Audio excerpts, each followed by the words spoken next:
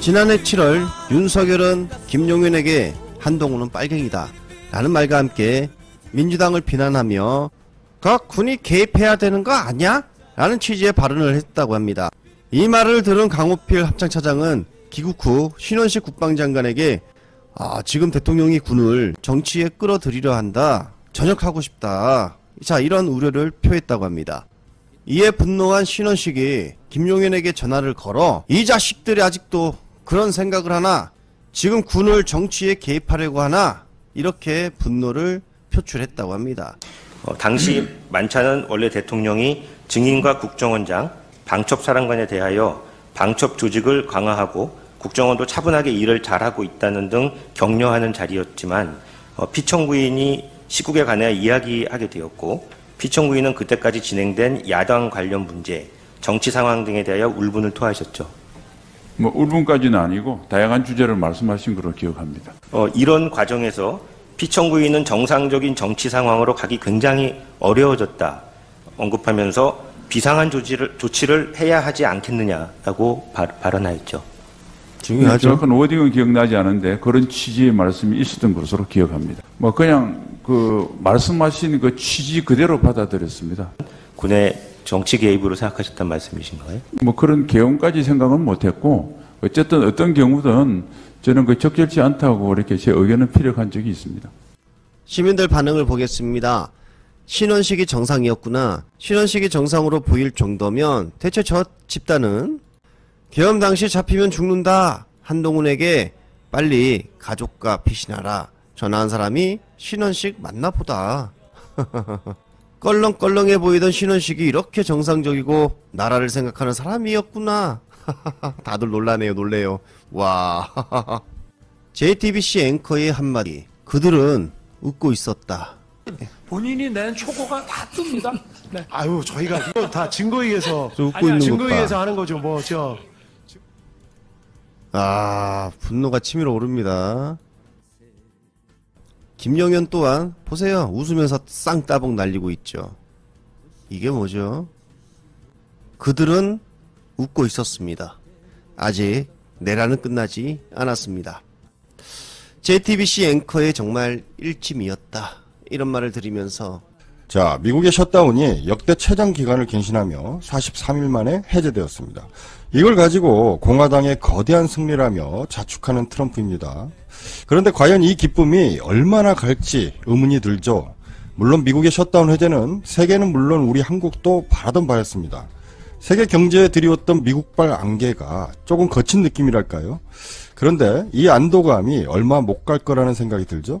자, 트럼프가 과거 정재계 고위 인사들과 고립된 섬에서 미성년자 성착취 파문을 일으켰던 앱스타인과 깊게 연루가 되었다는 의혹 들어보셨을 겁니다.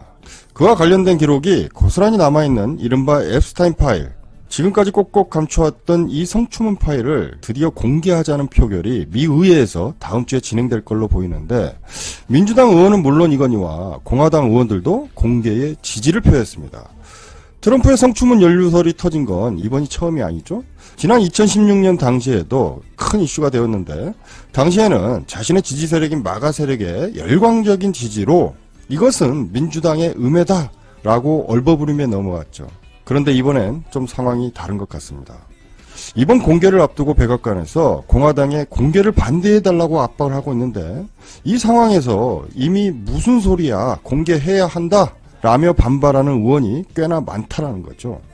그 중에는 친트럼프파로 알려진 여성 의원 3명이 가담한 걸로 나타났습니다.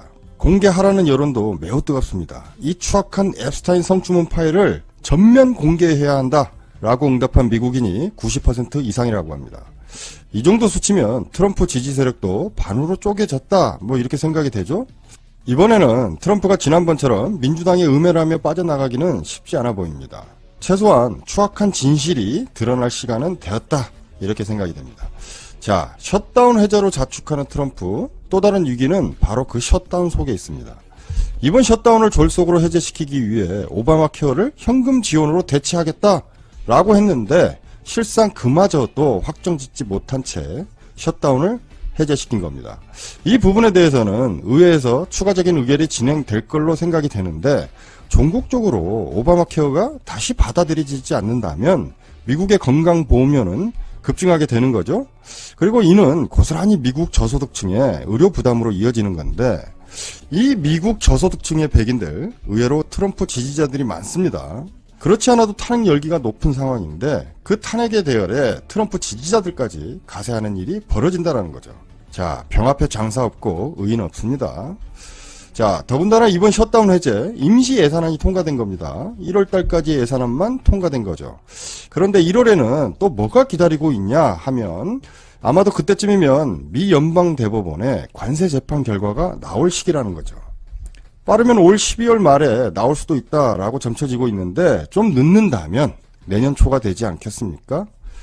자신이 임명했던 보수 성향의 여자 판사도 관세는 의회의 권한이다. 트럼프 권한 남용이다. 라고 말하는 상황입니다. 물론 결과는 나와봐야 아는 거지만 한 가지도 아니고 성추문에 오바마 케어에 관세 재판까지 더해져 앞으로 여론은 더욱 악화되지 않겠나. 우리가 빤히 예상이 됩니다. 앞서 말했듯이 성추문 파일 공개 여론이 90% 이상입니다. 자, 이 수치 고스란히 트럼프 탄핵으로 이어지지 않겠는가. 뭐 이런 생각도 해봅니다. 그래서 이번 주 트럼프 국정운영 지지율을 보면 33%로 급락을 했죠. 이러한 움직임이 반영이 된 건 아닌지. 자, 이번 셧다운 해제로 잠시나마 우리를 비롯한 미국 무역국들 세계 경제에 약간의 안정이 찾아왔습니다.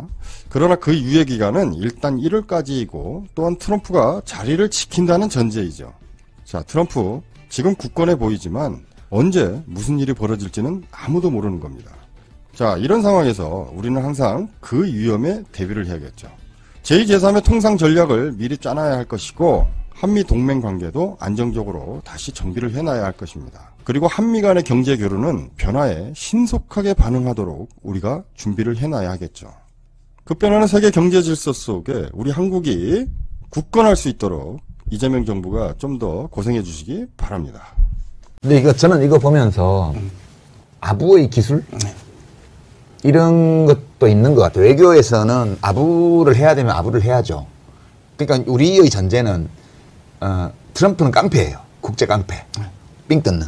그러니까 애들을 하나하나 이렇게 따로따로 코너에 몰아놓고 센터 까는 거죠. 네, 그래갖고 이제 일본한테는 5,500억 달러 현찰로 내일 아침에 땡겨. 내가 톡하면 바로 돈 갖고 오는 거야. 이렇게 했어요. 일본은 끌었어요. 우리는 야 너네 3,500억 달러 내놔. 현금으로 했더니 형 그거 너무 많잖아. 아 너무 많아. 우리 집에 그런 돈 지금 없어.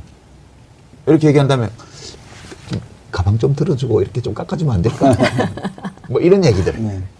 그런데 그 보면서 우리는 옛날에 그 중국 강대한 중국의 어떤 권력을 상대로 굉장히 오랫동안 사대를 하면서 사대가 나쁜 게 아니잖아요.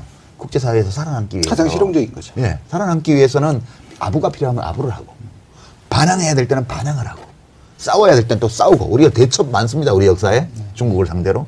근데 이번에는 보면 일본과 한국을 이렇게 비교를 해보면 일본은 진짜 아부하는 기술이 부족하구나.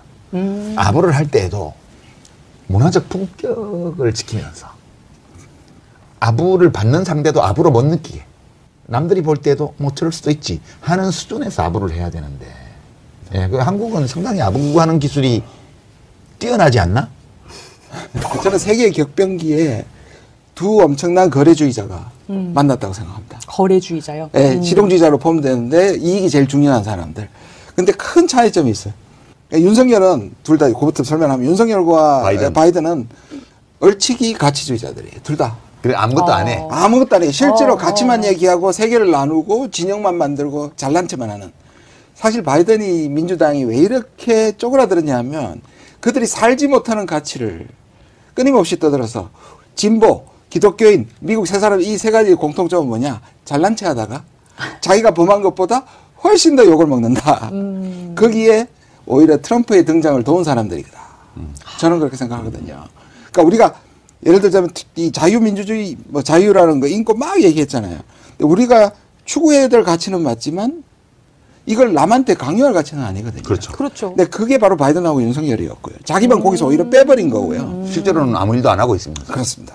그런데 진영을 계속 나누고 싸움만 만들고 했는데 사실 그걸 파고든 사람이 이 트럼프라면 거기에 가장 적절한 최적화된 또 다른 실용주의자다.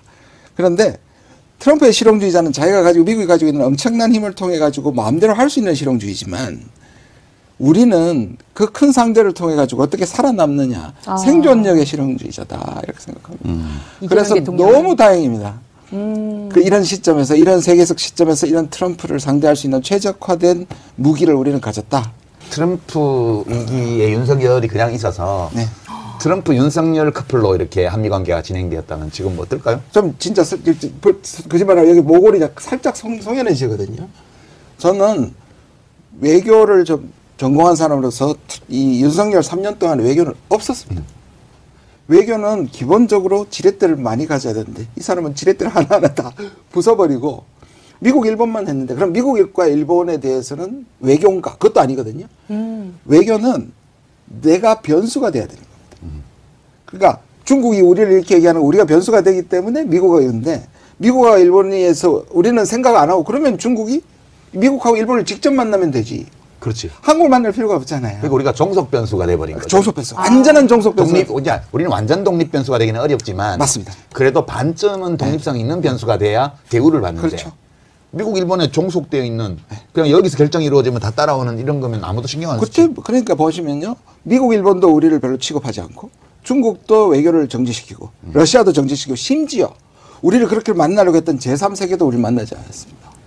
그냥 제로라고 부재라고 생각합니다. 캄보디아에서는 되게 적극적으로 만나. 그거는 그 중간에 이제 이게 있었기 때문에 그러니까 이거는 더 얻은 게 아니라 덜 뺏긴 거다. 근데 이런 뺏기는 상황에서 선방한 거다. 근데 이제 미국이 1대1로 지금 전부 다 미국 이제 다자는 싫어하고 트럼프는 이제 1대1로 지금 그렇죠. 삥뜯기를 하고 있는데 다 반응이 다르잖아요. 네. 우리가 모델을 제시하고 있어요. 예를 들자면 미국한테 대들어가지고 고생하는 그러니까 돈 안 주겠다고 돌아선 국가들이 브라질, 인도, 캐나다 같은 국가들입니다. 네네네. 엄청 당하고 있죠. 근데 완전히 항복한 정반대쪽이 일본, EU. 네. 근데 한국은 미국을 자극해서 더 당하지 않으면서 피해를 최소화하는 우리 모델이 우리도 괜찮지만 지금 보고 있는 거예요. 그 다른 나라들이 대만 그리고 성공하지 못하더라도 그러니까 자기들은 성공하지 못하더라도 한국이 모델이 되고 있어요. 그래서 에이펙에서 저는 다자주의를 얘기하는 게 엄청 어필된다고 생각합니다. 말레이시아라든지 그러면 호주라든지.